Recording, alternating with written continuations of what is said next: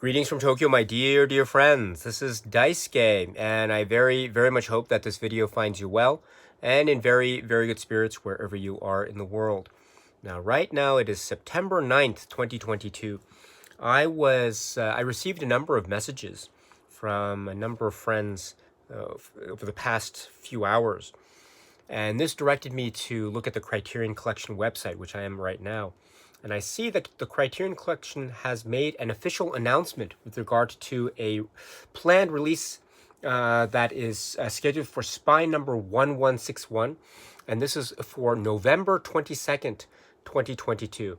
And so very interesting news indeed. So scheduled for release November 22nd, 2022 for Spine number 1161. This is a work which is directed by Andrew Stanton from the year 2008. Pixar work, which is WALL-E. So, and it's coming to the Criterion Collection 4K UHD plus Blu-ray combo 3-disc set. So with a ton of special features, director-approved special edition features, 4K digital master with Dolby Atmos soundtrack. So that's, again, Spine number 1161. So, if you want further information, you can go to the Criterion website for further information and details about that. You can see this very fascinating news indeed about WALL-E. So, and also this is really great too, because it's another additional November release or planned release. We're going to get an extra goodie towards the latter half of November there. So very exciting news indeed. Wow. This is a complete surprise. I had no idea that this was happening.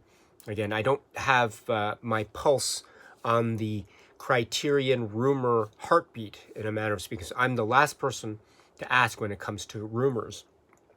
People are very kind to let me know what they've heard rather than what I've heard, because I don't hear anything, or at least I'm not good at catching the rumors and making guesses and the like, as well as getting that information. So I'm always catching up with this after the fact. But despite that maybe lateness in my own timing, still that doesn't make me any less excited. On the contrary, I'm very excited indeed for this. It's very surprising, a very pleasant surprise for a number of reasons. So WALL-E, Pixar. We have also the possibilities with what this might mean in terms of Criterion and Disney. What this mean? The speculation is already afoot in a very healthy way, in a very robust way. So what this could mean for possible future titles, who knows? Fingers crossed. This might lead to something very exciting indeed. Another very exciting collaboration in the realm of physical media. Whenever that's the case, and whenever Criterion is involved, wow! Hold on to your seats. You're in for quite the ride indeed. So very exciting indeed. And I should say too that this is also taking advantage of the 4K UHD Blu-ray combo format, or the 4K format. According to the website, this appears to be the only format option choice for this title or this release, although it's the Blu-ray combo, so there is the Blu-ray disc, I'm assuming, among the 3 discs that are involved here. So the price on the website for Criterion, by the way, is it's SRP $49.95, but right now it's marked down to $39.96. That's in US dollars. So just in case for anyone who is able and interested in terms of making a purchase or making a pre-order via the Criterion website, you can take a look at that directly for more info. So another 4K UHD example from Criterion. So far, I have been very impressed with how Criterion has been handling the 4K format, a 4K UHD format. So if this is another indication, wow, again, hold on to your seats. Another thing to look forward to. I think this also has the potential of being a type of thing where,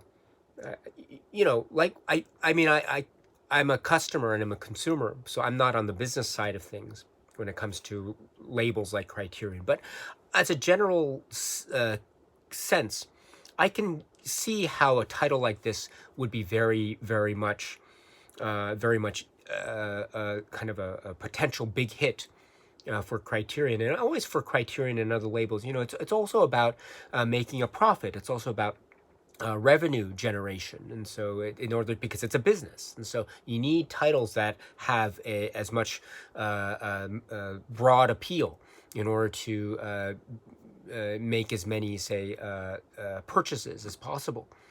So in terms of business models, I mean, that's the name of the game, and so you need to have a balance. And I think Criterion and other labels always try to strike a balance between titles that maybe, in the grand scheme of things, maybe might not necessarily be as big a profit generating hit as, say, other titles, but that have other values in terms of, say, the meaning of the film in cinema, and what Criterion or other labels in a similarly situated position might be able to provide and offer in terms of cinema fans like you and me and everyone else. So I get that. So there needs to be a balance between various types of titles, and also we understand in the film industry there will be titles that will just have this huge market appeal, this broad market appeal.